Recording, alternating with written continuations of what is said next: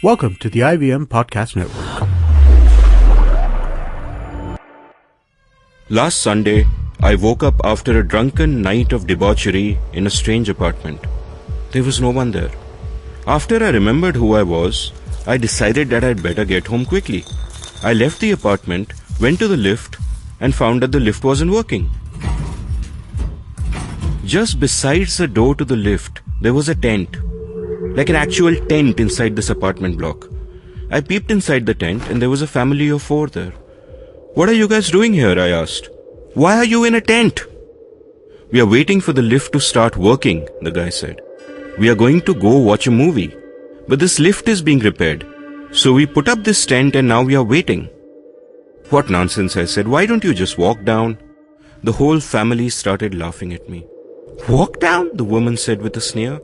"Do you know which floor we are on? This is the 800th floor of this building. We can't walk down 800 floors."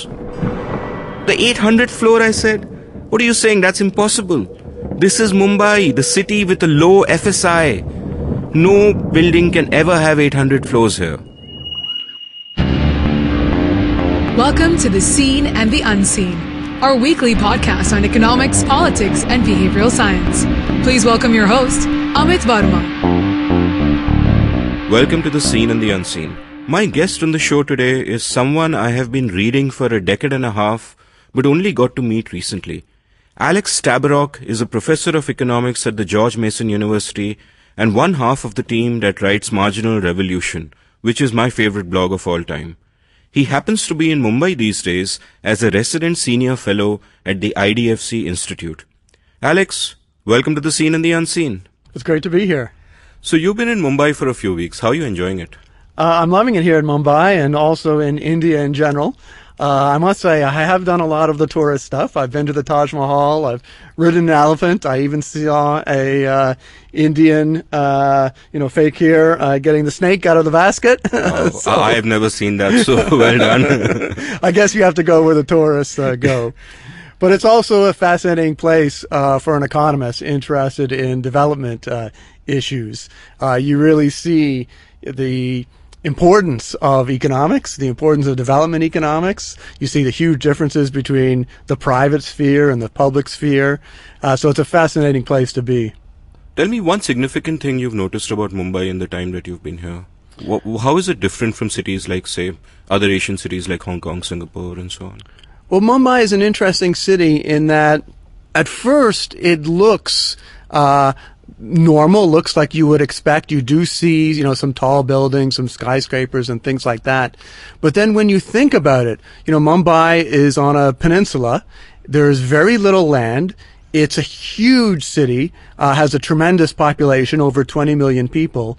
And it actually looks more like LA, more like a spread out city, a sprawling city, than it looks like the skyscraper city of Shanghai or New York. It doesn't look like New York, and that's actually surprising because all of the economic logic says that a city with so many people on such a small piece of land, it ought to be tall, and it's not. Why is that?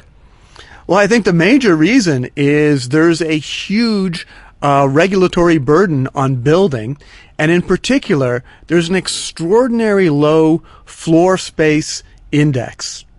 Now, what that means, if I can take a second to explain it, it means if you have a floor space index of 1, that means that on a 100 square meter piece of land, let's say, you can build 100 square meters of floor space.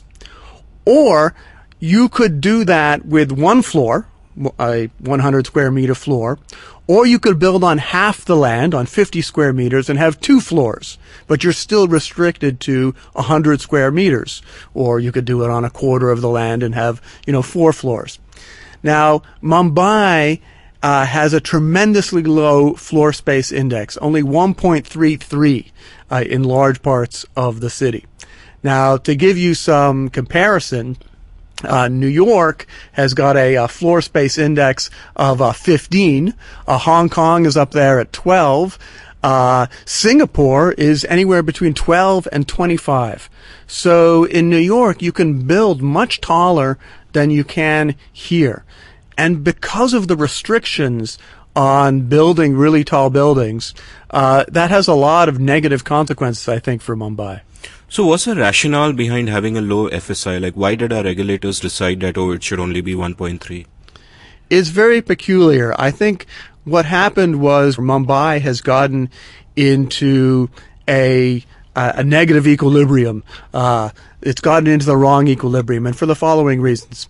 The initial argument was that if you allow people to build really tall buildings, you'll have too much congestion and you'll overwhelm, the sewage system or the road system, things like that. But actually, when you've got so many people in such a small area of land, you want to make as much use of that land as possible, right? You want to economize on land. And the way to economize on land is to build tall. And that creates a lot of value. When you're able to build tall and you're able to put people in close proximity with one another, you put all people in a firm in the same building, you put all types of people who interact with one another, you put them close together, you get a lot of positive feedback, a lot of externalities, you get a lot of value. So in fact, that value could be taxed in order to produce things like the sewage system and areas like that, infrastructure like that. So unfortunately, however, when you keep everything small, when you keep everything low, then what happens is you get sprawl. You push the city out. You make it much more difficult for people to talk with one another, to communicate with one another, to come together. You increase congestion costs. As you know, driving in Mumbai could be quite the challenge. I'm really, really good at it. I think I'm the best driver in Mumbai. But so what are the unintended effects, therefore, of having a low FSI? Yeah, so one, as I said, is that you get sprawl. So you get things are pushed farther and farther out. Which Mumbai doesn't have the space for, because it's a north to south city. And Exactly. So you don't get the benefits of bringing people together. And because you push people out, this means that, people have to commute to work. And the commuting costs here are tremendous.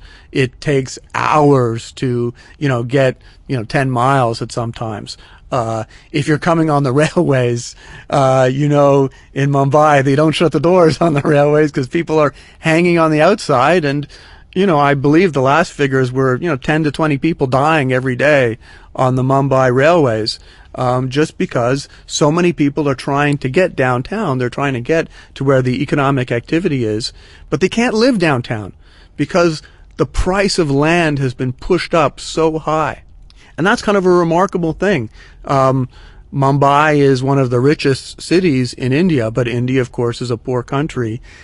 Despite this fact, the ratio of land prices to incomes in Mumbai is one of the highest in the entire world.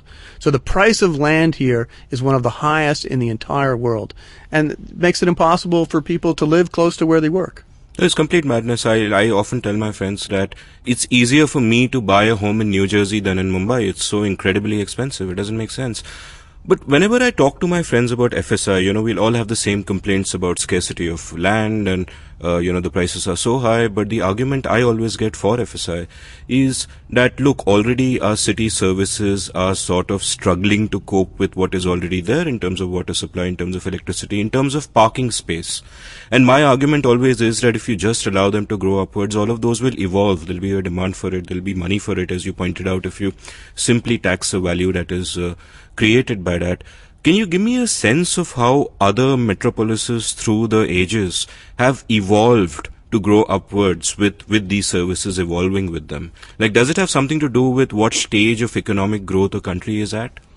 Yeah, so let me get to that in a sort of a byway, because I want to make an important point here is that, Mumbai historically has grown by building land, by reclaiming land from the sea. It started out as 7 islands, and it has now been produced into a peninsula.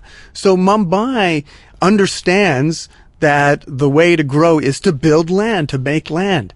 But in exactly the same way that filling in land from the sea is reclaiming land from the sea, when you build high, you're reclaiming land from the sky. So you're building more land. And people don't seem to understand this. It's a pretty simple point. I mean, and if you look at New York, for example, because New York has grown tall, it's actually as if you have multiplied the size of Manhattan by more than 2.5 times. So the actual land area which people can inhabit is 2.5 times, more than 2.5 times the size of Manhattan Island itself. And that's what really counts. It's not the square kilometers per person, it's floor space per person. And Mumbai actually has one of the lowest floor spaces per person in the world, 2.9 square meters compared to even a place like Shanghai, where we're talking more like 13 square meters. So the thing that you want to think about when you're building tall, you're actually creating more land. And why Mumbai got on into this negative equilibrium, I'm not entirely sure. But one of the reasons that it's so difficult to get out of it, as you well know, is that the system has become incredibly corrupt. So, what are the special interest groups that would be against a higher FSI? Who benefits from a low FSI? So right now, I think the main beneficiaries from a low FSI are actually the bureaucrats and the politicians, because the economic logic is so much in favor of building tall. This means that there's a lot of money to be made when you build tall, and that means that the developers are willing to pay big bribes, and they are willing to do things to get around the law. There's a bunch of, fascinating ways in which developers working on the side or on the sly with politicians and bureaucrats have managed to get around the law. For example, carports are often not considered part of the FSI. So when a plan is built, this is my understanding, you can literally have it where there's an elevator which is supposed to take your car to the top. You're supposed to have a carport at every floor. And of course, nobody actually does this. They just have that built into the plan, and then the carport becomes actual living space. Balconies are sometimes not included. So you call it a balcony and it becomes, part of your floor space. So there's a whole bunch of ways in which developers do manage to squeeze around these laws, but they all involve paying a lot of bribes to politicians and bureaucrats who benefit, and I think they're the main beneficiaries. It's hard to see them giving up this incredible source of revenue. So the existing rent seekers obviously will make sure that their revenue is intact. Just to go a little further back into history, FSI is not something that always existed as government regulation. I mean, originally you started building land, you could build it as high as you wanted. So what is sort of the history behind it? How has it evolved in different countries? And what is so unusual about India in that sense? Yeah. Mumbai is particularly unusual in this sense, in that the FSI actually used to be higher. Wow. Yeah. So, and this is one of the problems which Mumbai currently faces, is that a developer may have an old building which was built to a higher FSI, and that building may be crumbling, it may be dilapidated, it should be in need of being torn down and something else. But if they tear it down, the new building will be under the new FSI rules, which are actually lower. Wow. So, have a crazy situation. And I think what happened, though I'm not sure about all of the details, but I think, when a country freed itself from colonial rule, I think this made a very big difference to what happened.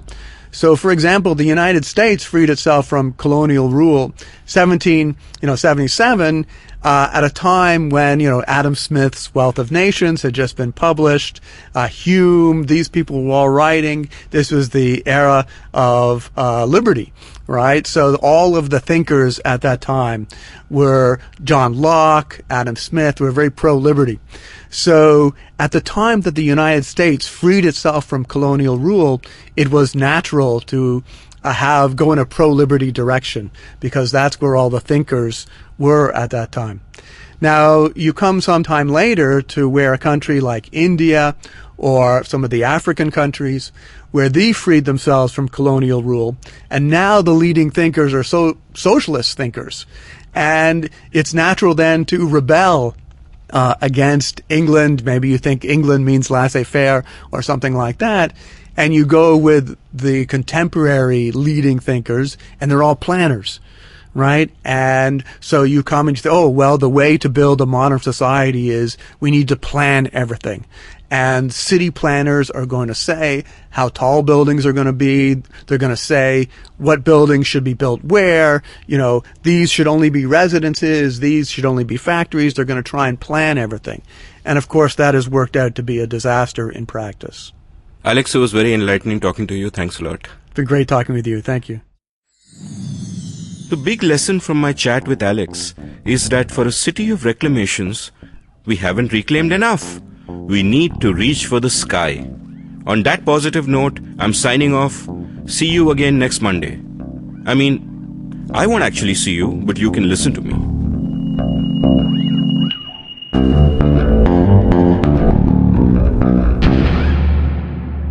Next week on The Seen and the Unseen, Amit Varma will be talking to Karthik Shashidhar about future markets and agriculture. For more, go to seenunseen.in. If you enjoyed listening to The Seen and the Unseen, check out another great show by IVM Podcasts, Made in India, hosted by my friend May Thomas, where every week she profiles up-and-coming independent Indian bands. Hi, this is Amit Doshi, and I wanted to thank each and every one of our listeners. It's been 2 years since I founded IVM, and it's been an amazing 2 years.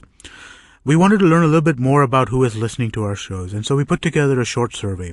The survey is anonymous, and we aren't going to be collecting any personal information.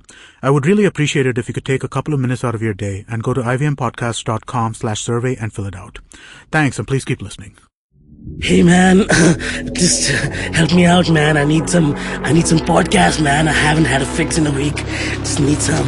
Don't you worry about it. I got podcasts galore for you, man. Just go to ivmpodcast.com. You can also find us on Facebook, Twitter, and Instagram. Thanks, man. I'm gonna check it out.